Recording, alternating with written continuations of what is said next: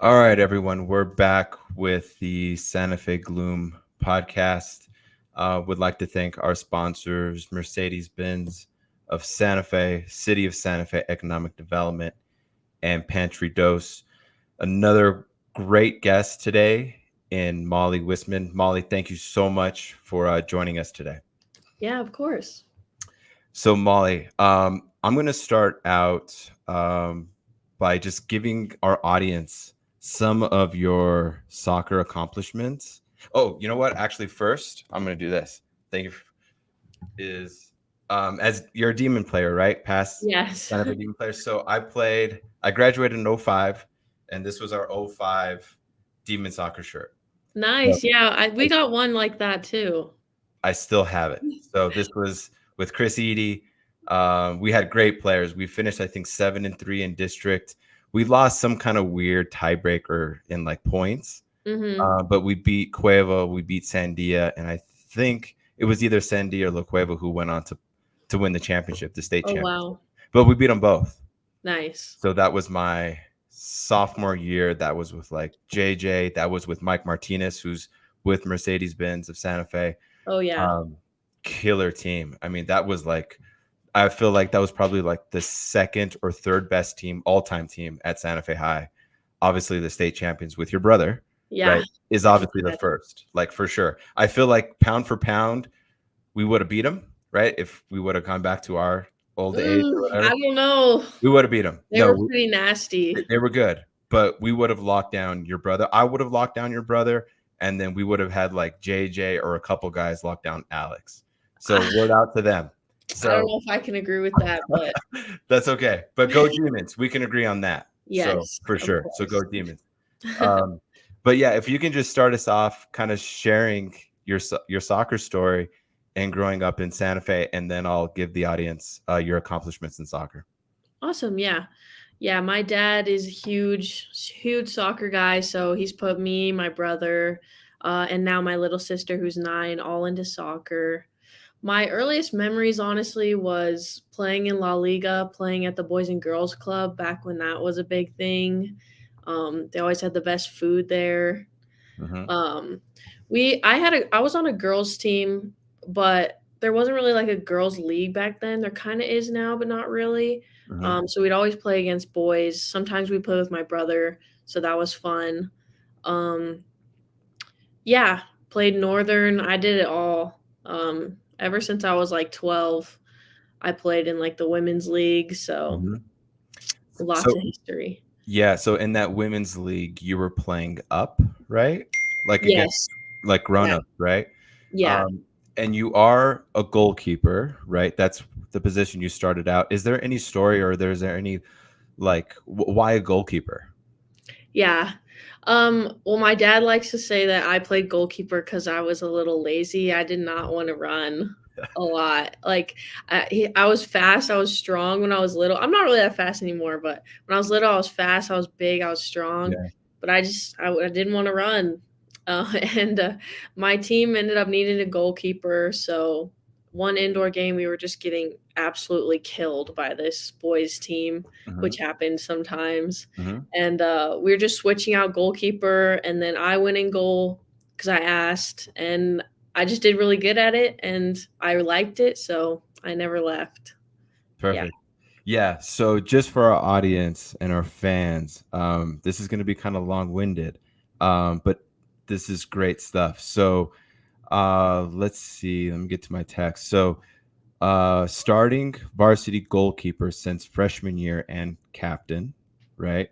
All state first team goalkeeper sophomore, junior, and senior year. New Mexico ODP. I can have you explain ODP to our audience. Regional ODP camp, Rush Select South Regional Team, Rush Select National Team, and then also University of Denver College All League Newcomer Team. And those are really just your soccer accomplishments. So, I mean, pound for pound, you're probably one of the best women soccer players to come out of Santa Fe. I mean, just with that resume, right? So, I mean, speak to our audience on what it took to kind of get there. You spoke about your dad, pushing you and starting you from the very beginning. And then just growing up in Santa Fe, like what pushed you to become such a great athlete? Yeah. Honestly, when I was younger, I kind of just played soccer for fun. It was fun. I always played like on club teams. But then as I kind of got older, I'd say like end of middle school, beginning of high school, I knew that was what I wanted. Like I knew I wanted to play college soccer, so I would drive to Albuquerque for goalie training like 3, sometimes even 4 days a week, for either goalie training or my normal club practice. Just always hitting the gym, doing extra fitness. Um, yeah, and I think that's what set me apart. I just cared a lot. And I Right. think not a lot of people care about soccer that much in Santa Fe, especially girls. Mhm. But I think if anyone really wants it, they can get it. So, yeah. Right. And share with our audience about New Mexico ODP and kind of separating yourself and playing for those club teams that you get recognized, so that the University of Denver, those types of schools are able to see you, right? And I know in the past I've spoken to Luke, right, who was another former Division I player. He spoke about it's really hard being in Santa Fe and getting that exposure to those major universities, right? So kind of speak on that, on like your journey towards Division I soccer and how that came about. Yeah. Yeah, so ODP, I'm not like a big supporter of ODP, honestly. It's kind of like they take the best players from each state, make a team, and then they play everyone, and then Mhm, they'll make a regional team and a national team. mhm. It's gotten very political in the past years, which I really don't like. I think it's a big like money thing as well. But it was a little better in the past.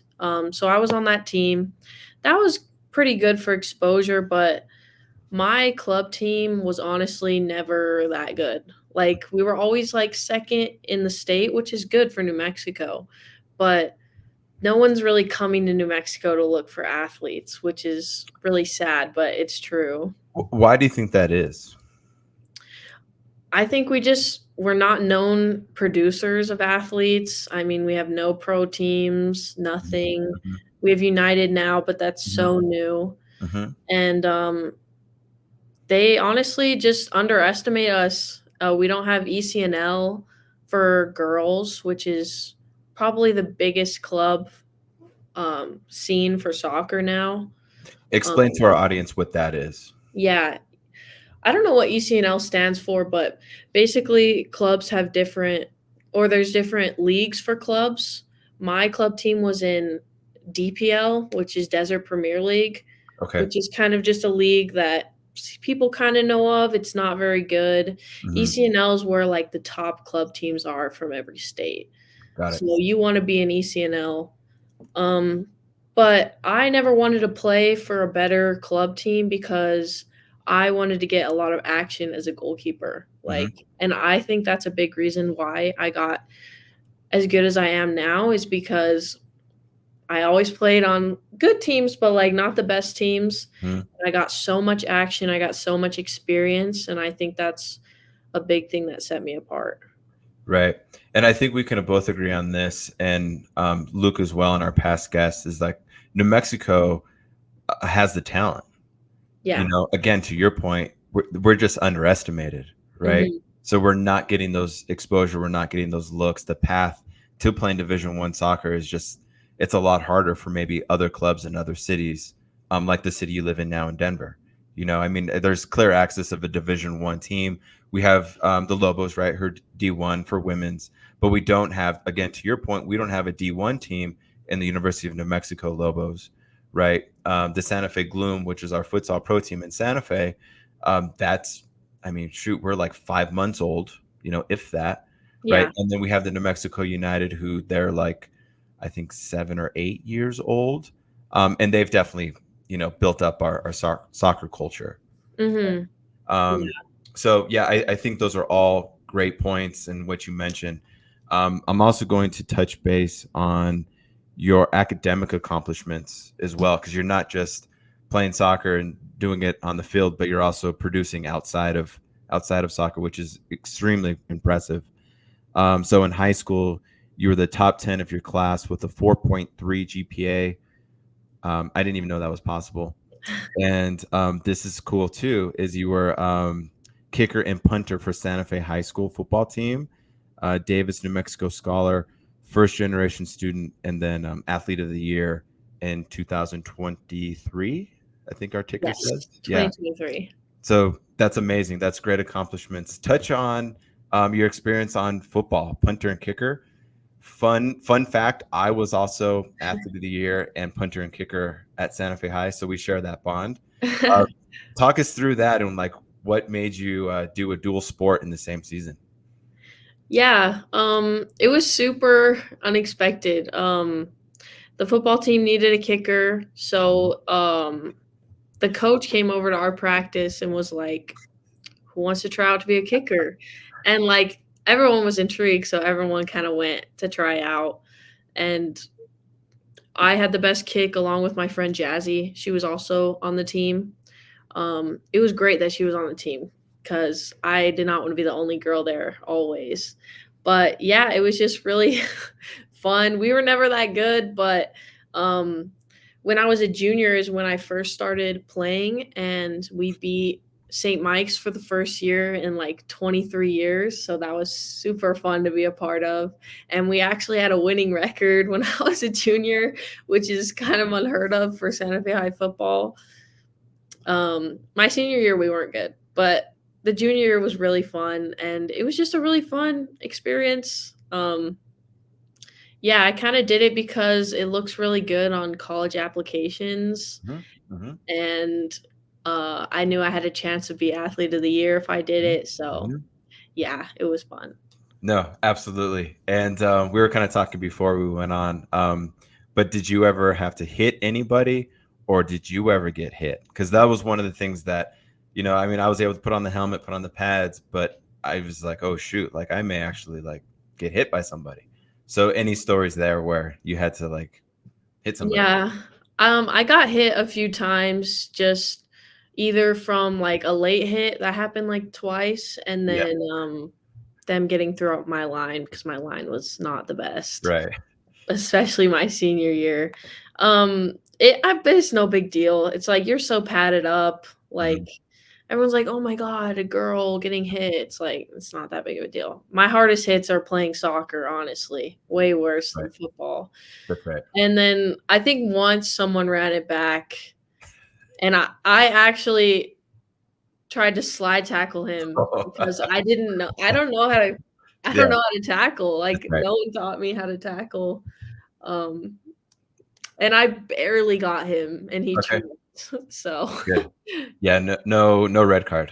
yeah, no red card. Yeah, no, I was the same way. I mean, again, I kicked the ball and then I was like, shoot, like I never learned how to tackle these guys, So what I did is I let them get in front of me and then I track them down and try to go for a leg or like get on Yeah. the horse That's collar.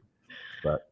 But no, but that's an amazing accomplishment. I mean, it's so much work. It looks great on a piece of paper, but only people like yourself can actually, you know, do that, right? I mean, there's not many players who can do place kicking, punter, and then also go play soccer.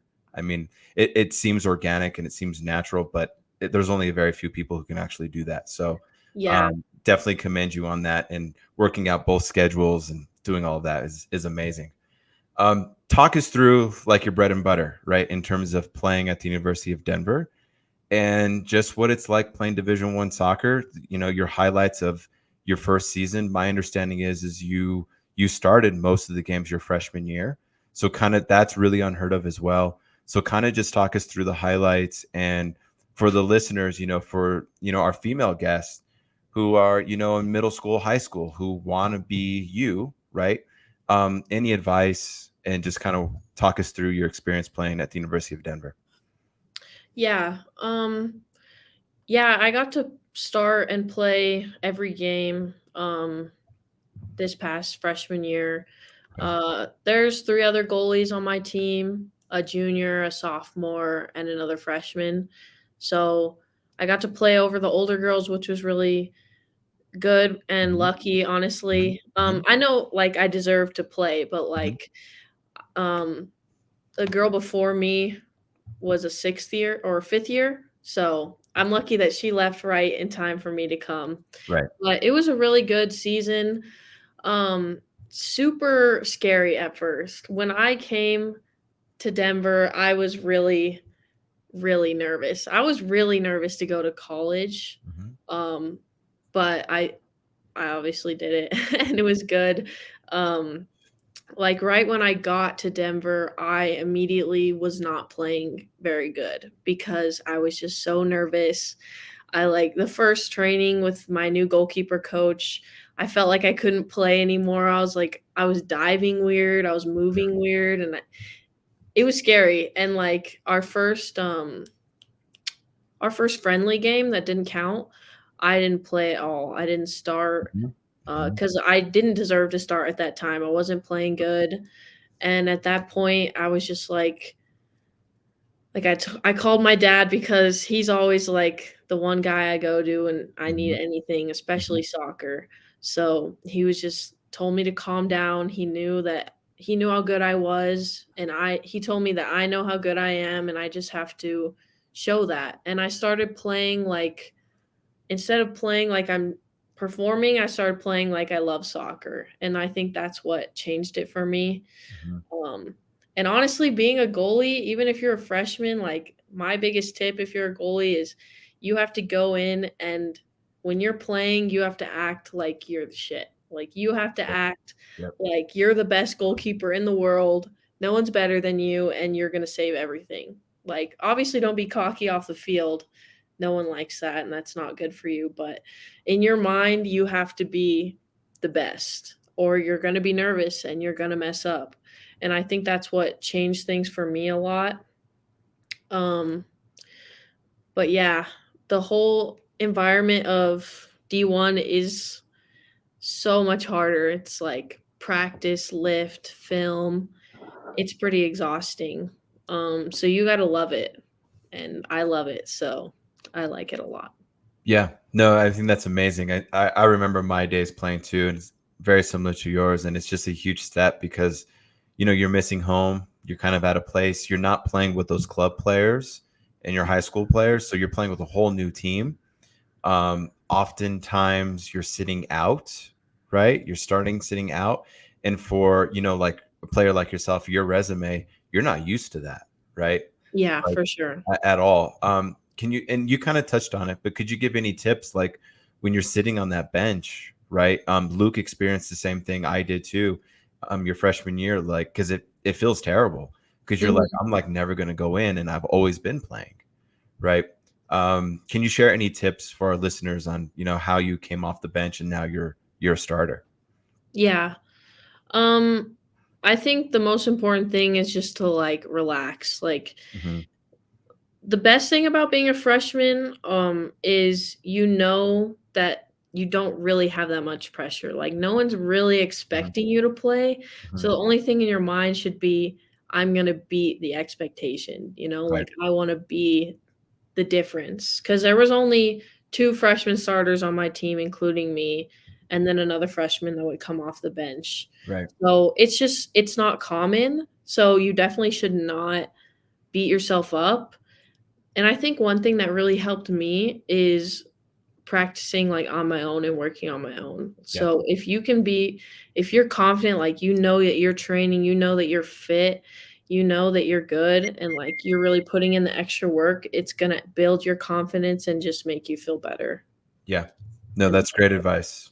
That's great advice. And kind of fast forward, thinking about the future of your career, right? So hopefully you'll get done between 4 to 5 years, graduate, and then I'm thinking you still probably want to play soccer in some capacity, right? Um, and before we touch on that, I know you went out to the Santa Fe Gloom game, right? Our season opener, I feel like.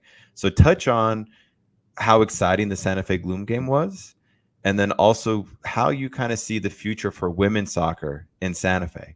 Because right now we do have the Santa Fe Gloom that's an adult men's team, but we've been getting a lot of feedback saying, what about the ladies, right? yeah.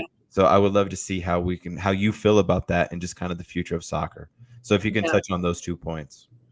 Yeah, I absolutely love futsal. It's like Mhm. it's so fun for me. So I thought it was so great that it's a thing. There was lots of energy there, and it was just great to see like players that I always see playing in like La Liga Mhm. there, like really good players that I've seen ever since I was a kid, like really getting to play on like a more competitive team. Mhm. So I thought it was a great environment. I would love to see a women's team. I don't know if me personally I'd want to like play pro soccer just because like I have other like ambitions for my Mhm. life, Mhm. but if Gloom was like a women's team, I could definitely see myself wanting to play cuz it's so fun. And I think the women of Santa Fe and the good soccer players in Santa Fe deserve something like the Gloom cuz we don't get a lot and we deserve more. And I know that there's some really good women in Santa Fe or even Albuquerque that would definitely be willing to play, and I think we'd have a good team. 100%. Yeah, no, thank you for that feedback. Would also like to thank your dad too. I mean, fun fact too, your dad played high school soccer against my brother. So my brother Nice. went to Capital, he went to Santa Fe High. So I mean, there's always a connection. There's that family community vibe at Santa Fe games, and Gloom games. So I think that's amazing. Your brother too, right? Your brother practiced with the Gloom. He's playing at Fort Lewis. So we'll definitely have like your brother on, your dad on, and that's a huge soccer community. So Molly, thank you so very much. We would love to see you come out for a Santa Fe Gloom practice. I mean, you're obviously going to play with us, hopefully at some point, coming out for a practice with your brother. So we'd love to have you. Your dad's come out to some of our practices. I saw him Awesome, at our yeah. game. I gave him one of our pullover Gloom sweaters, Nice. so he sported it. But thank you so much. I mean, between you and Luke and other Division 1 players and our soccer community, it's so bright.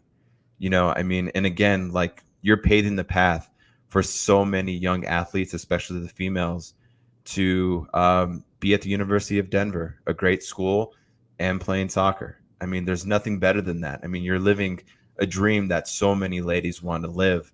So, from the Santa Fe Gloom community to our fans, I mean, you're it. Like we're holding you up on a pedestal. So, thank you for everything you do, and definitely come back home, right? And support the Gloom, support Northern, support your club in Albuquerque, because without you coming back, we lose you. You know. Yeah. So, but special thanks, and we'll definitely have you on again. Awesome, yeah. Thanks for having me. Yeah. Thank you so much. Thank you. Thanks.